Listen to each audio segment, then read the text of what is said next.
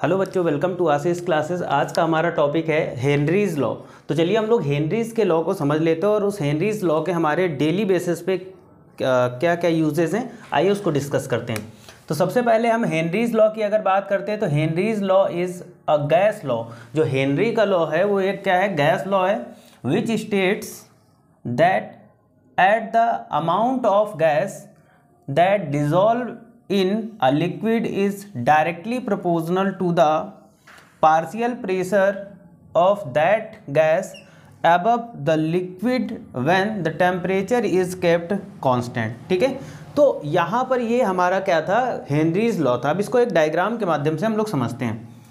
तो यहाँ पे सबसे पहले हम क्या कर लेते हैं, एक बर्तन बना लेते हैं, एक पॉट टाइप का ले लेते हैं। ठीक है, और यहाँ पर हम क्या कर लेते हैं, इसमें हम वाटर फिल कर लेते हैं।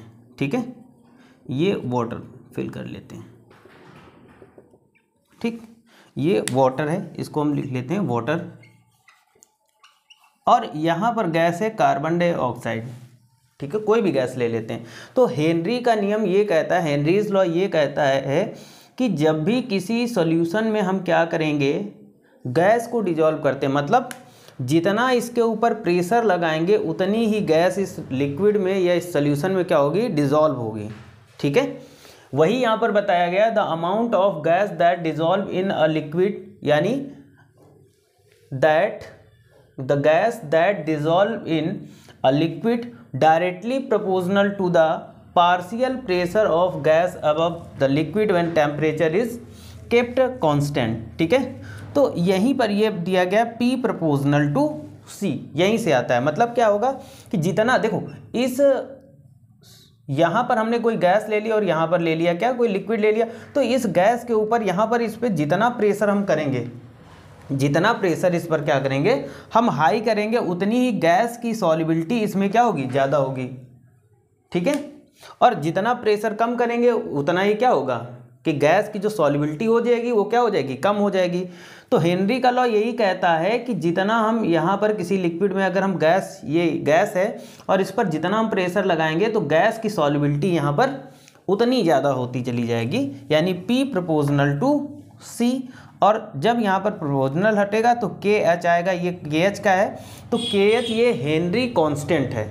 ठीक है, ये यहाँ से फॉर्मूला आ गया। अब उसके बाद में हम लिमिटेशन की बात करते हैं कि हेनरीज के लॉ की लिमिटेशन क्या होती हैं। तो पहला पॉइंट होता है कि pressure of gas should not be too high. मतलब हेनरी के नियम की या हेनरीज लॉ की पहली लिमिटेशन ये होती है कि प्रेशर ऑफ गैस, यानी जो गैस का प्रेशर है वो बहुत ही ज़्यादा हाई नहीं होना चाहिए। दूसरा, temperature should not be too low, और टेम्परेचर बहुत ही ज़्यादा लो नहीं होना चाहिए। मतलब हेनरी के नियम या हेनरीज लॉ की दो लिमिटेशन हमारी आ जाती है। पहली कि क्या होना चाहिए, यानी गैस का जो प्रेशर है वो बहुत ही ज़्यादा हाई नहीं होना चाहिए, और दूसरी लिमिटेशन आ जाती है कि जो टेम्परेचर है वो बहुत ज़्यादा लो नहीं होना चाहिए। ठीक है, आगे देखो एप्लीकेशंस की अगर बात कर लेते हैं, हेनरीज की एप्लीकेशन क्या है, तो यहाँ पर देखो पहला पॉइंट हम लोग डिस्कस करते हैं। To increase the solubility of carbon dioxide is soft drinks bottles are sealed at high pressure. देखो यहाँ पर क्या होता है कि जितनी भी हमारी सॉफ्ट ड्रिंक्स आती है उन बॉटल को जब सील किया जाता है तो हाई प्रेशर पर ही सील किया जाता है। जैसे हम कोल्ड ड्रिंक की बात कर ले तो कोल्ड ड्रिंक की जो बॉटल होती है उसके अंदर कोल्ड ड्रिंक भरी जाती है और उसमें क्या होती है, कार्बन डाइऑक्साइड गैस होती है। तो उस गैस को जब हम सील करते हैं, यानी बॉटल को जब सील करते हैं तो बहुत ही हाई प्रेशर के साथ सील करते हैं। प्रेशर इसलिए लगाते हैं ताकि जो गैस की सॉल्युबिलिटी है उस लिक्विड में वो क्या हो जाए, या गैस अच्छे से उसमें मिक्स हो जाए। मतलब जितना प्रेशर होगा, हेनरी का लॉ क्या कहता है कि जितना प्रेशर पड़ेगा गैस की सॉल्युबिलिटी लिक्विड में उतनी ज़्यादा होगी। ठीक है, तो ये डेली लाइफ के बेसिस पे बात करें, जितनी भी हमारी सॉफ्ट ड्रिंक्स आती हैं उन सभी में क्या होता है, हेनरीज का लॉ एप्लीकेबल होता है, क्योंकि उनमें जो गैस होती है वो काफ़ी हाई प्रेशर के ऊपर ही उन बॉटल को लॉक किया जाता है। ठीक, दूसरा देखते हैं, in deep sea driving in respiratory mixture helium, यहाँ पर होगा He, helium is added in oxygen so that painful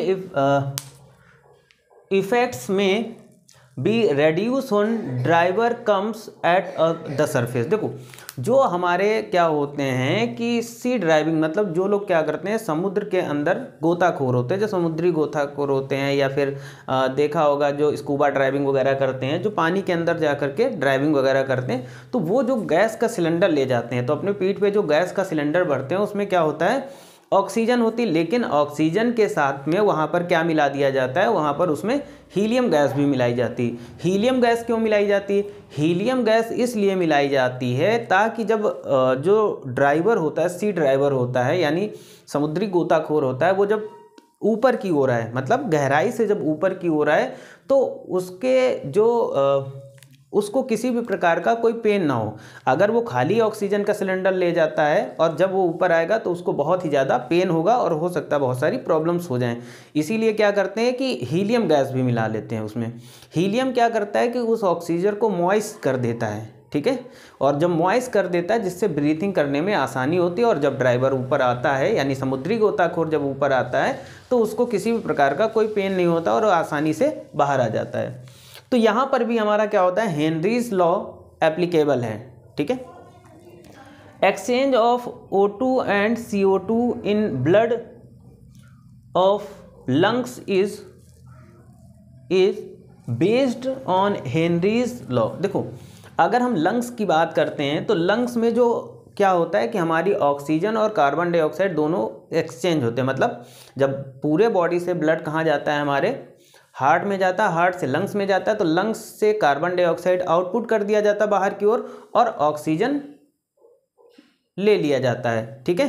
तो ये जो प्रोसेस होती है यानी exchange of oxygen and carbon dioxide, तो यहाँ पर भी हेनरीज लॉ एप्लीकेबल होता है, क्योंकि यहाँ पर भी हाई प्रेशर पर ही क्या होता है कि ब्लड में हमारा ऑक्सीजन मिलता है, ठीक है, यानी हाई प्रेशर पर ही ब्लड में ऑक्सीजन मिलता है और फिर उसी ब्लड के साथ वो ऑक्सीजन पूरे बॉडी में सर्कुलेट होता है। तो ये हमारे 3 पॉइंट थे हेनरीज लॉ के एप्लीकेशन, ठीक है।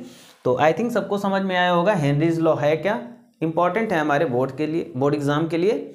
So thank you for this class.